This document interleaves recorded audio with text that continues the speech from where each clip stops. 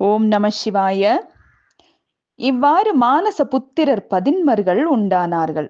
பிருகு முனிவரிடத்தில் மரீசியும் அவரிடத்தில் காசீபரும் தோன்றினார்கள். காசீப முனிவரின் சந்ததியினால்தான் இந்த உலகம் விருத்தி அடைந்தது. தக்ஷ பிரஜாபதிக்கு 60 பெண்கள் பிறந்தார்கள். அவர்களில் 13 பெண்கள் காசீப முனிவருக்கு தக்ஷன் திருமணம் செய்து கொடுத்தான். அப்பெண்கள் மூலமாகவே தேவதைகள், அசுரர்கள், தனுஜான் முதலிய அநேகர் உண்டானார்கள். அவர்கள் உலகங்களிலெல்லாம் பரவினார்கள்.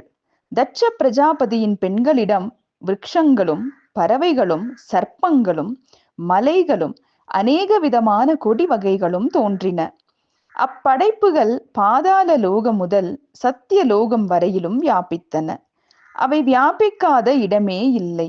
தட்ச பிரஜாபதிக்கு சதி என்ற புதல்வி ஒருத்தி இருந்தாள். அவளை தட்சன் சிவபெருமானுக்கு பத்தினியாக கொடுத்தான். அந்த சதி தேவிக்கு பவானி என்னும் ஒரு பெயரும் உண்டு. உருத்திரமூர்த்தி காளியை மணந்தார். விஷ்ணு லக்ஷ்மியை மணந்தார்.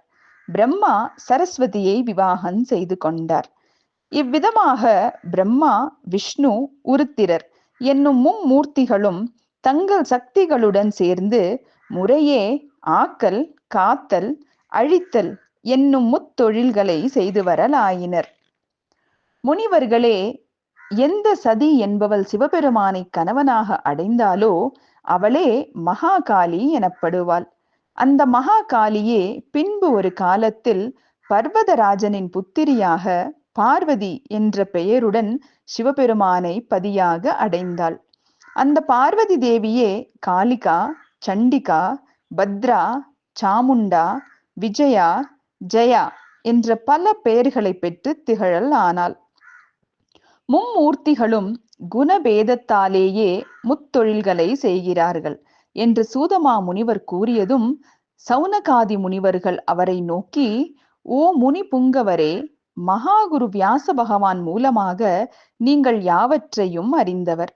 நாங்கள் தங்களிடமிருந்து சிவசரிதையான இன்சுவை அமுதை இன்னும் அருந்த விரும்புகிறோம்.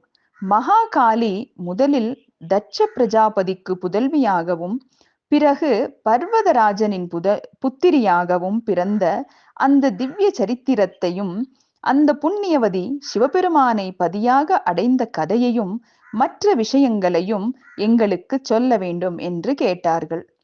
சூத புராணிகர் கூறலானார். இன்றைய கதையில் சமஸ்கிருத சொற்கள் அதிகமாக இல்லை. விருட்சம் அப்படின்னா மரம்னு அர்த்தம். ஓம் நம சிவாய.